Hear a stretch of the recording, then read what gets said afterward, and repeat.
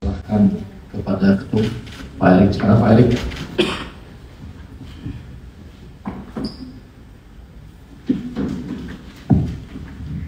Assalamualaikum warahmatullahi wabarakatuh. Salam sejahtera untuk kita semua. Shalom, Om Swastiastu, Namo Buddhaya, salam kebajikan.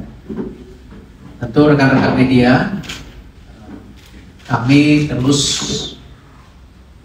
maraton, tetapi juga kombinasi dengan triathlon, karena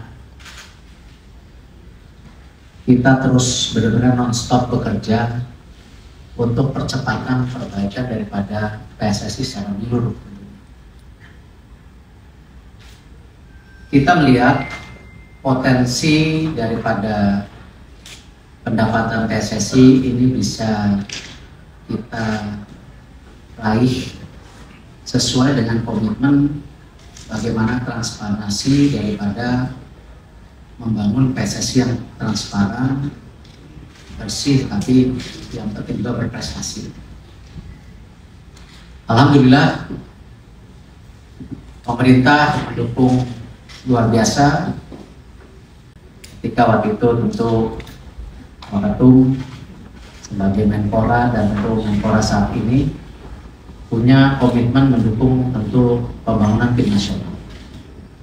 Kemarin baru saja ratas mengenai komitmen pemerintah merenovasi 22 stadion, dan saya tentu dalam rapat itu meminta sejalan juga dengan rencana pelaksanaan VAR ya di beberapa stadion, dan ini tentu diterima dengan baik oleh Bapak Presiden dan khususnya Pak Basuki yang tentu nanti di lapangan akan mensinergikan daripada kepentingan bersama. Nah, tentu kami juga ingin punya pemasukan yang lain tentu. Karena tidak mungkin kita sebagai PSSI hanya mengangkat tangan seperti ini, tetapi kita harus bekerja.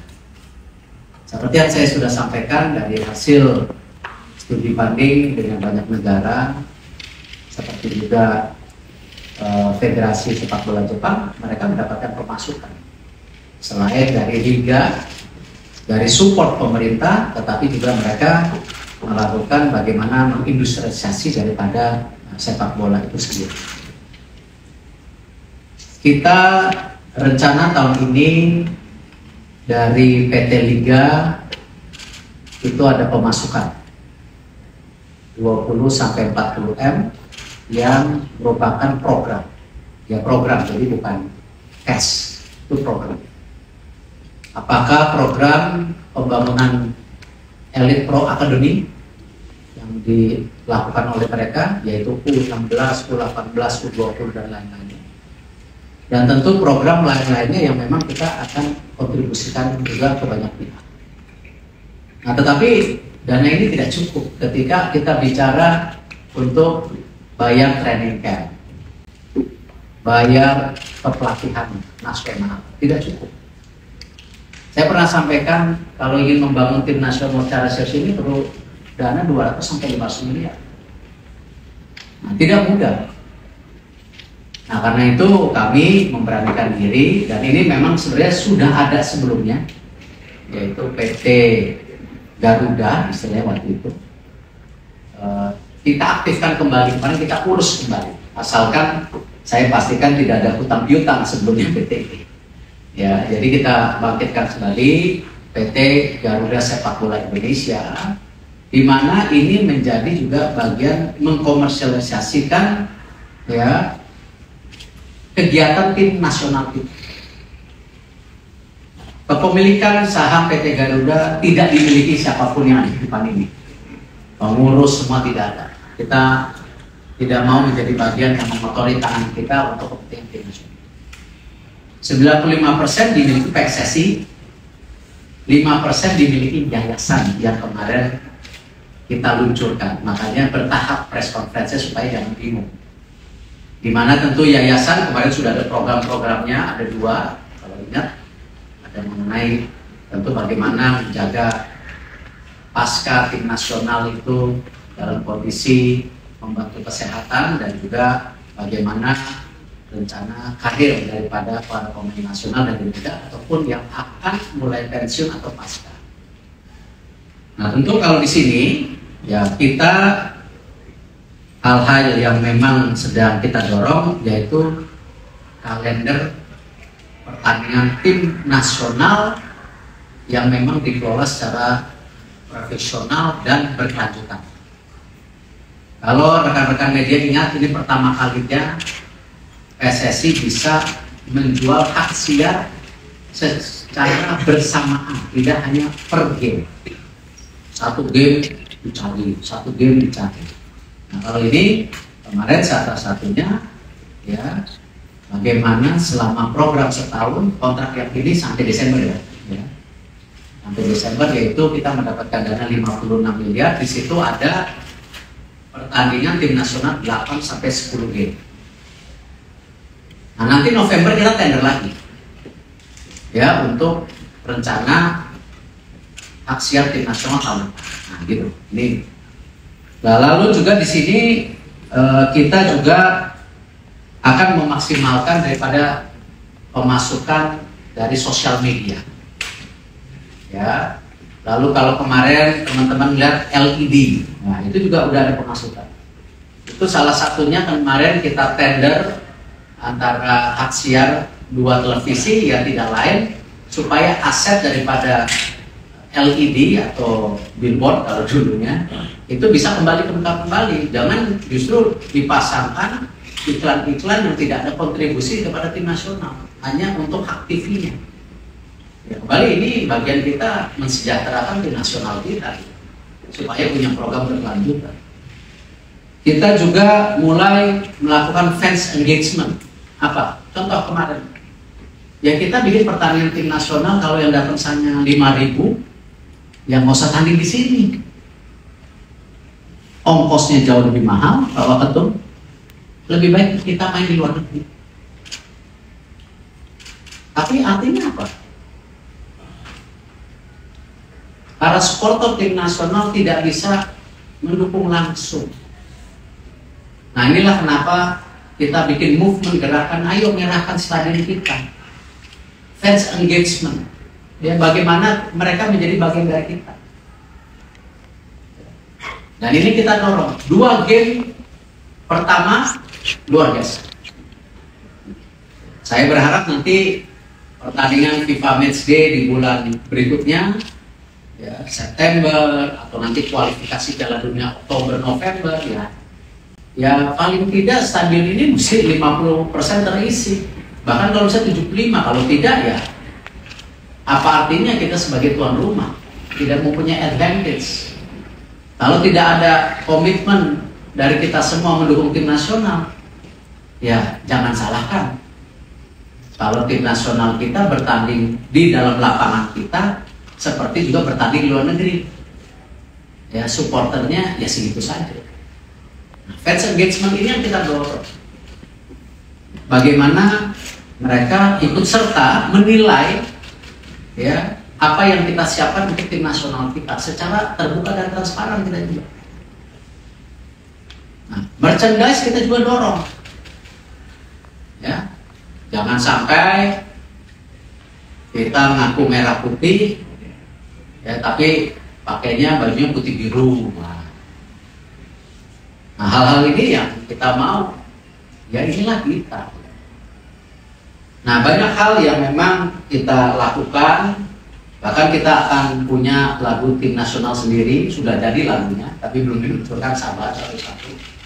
Ya, sudah 1 bulan yang lalu sudah lagunya. Pak Waketum aja seneng dengan lagunya.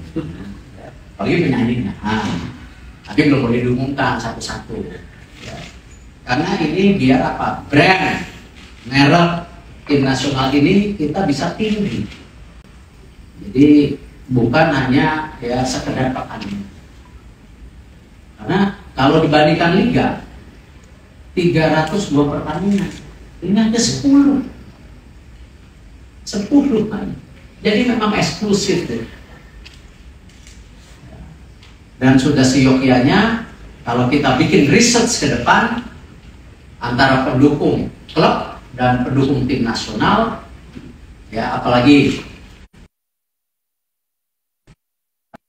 sepak bola mestinya by research apple to apple antara tim nasional dan pendukung klub titik-titik mesti lebih besar tim nasional. Kalau tidak, ya buat apa punya tim nasional? Kita bikin pertandingan antar klub aja nanti. Kita undang PSSI undang klub besar, tanding sama klub ini. Nah, ini cita-cita yang kita dorong untuk pembentukan PT ini.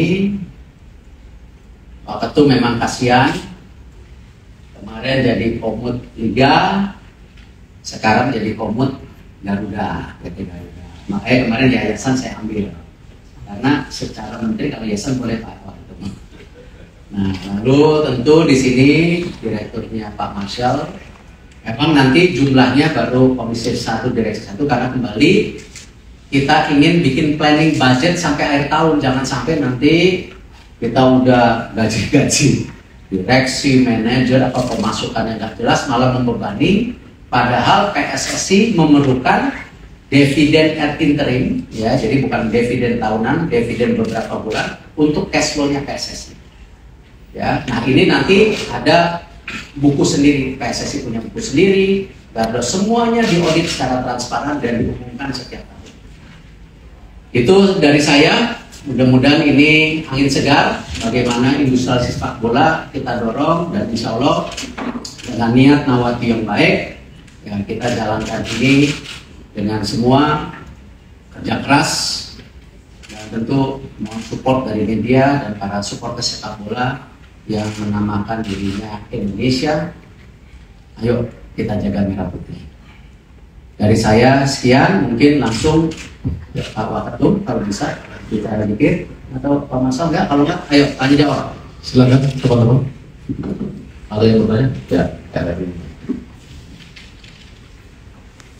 Pak, suara saya dengar. Izin Pak, lihat dari RRI terkait kepemilikan saham Pak, kan komposisinya 95% milik PSSI.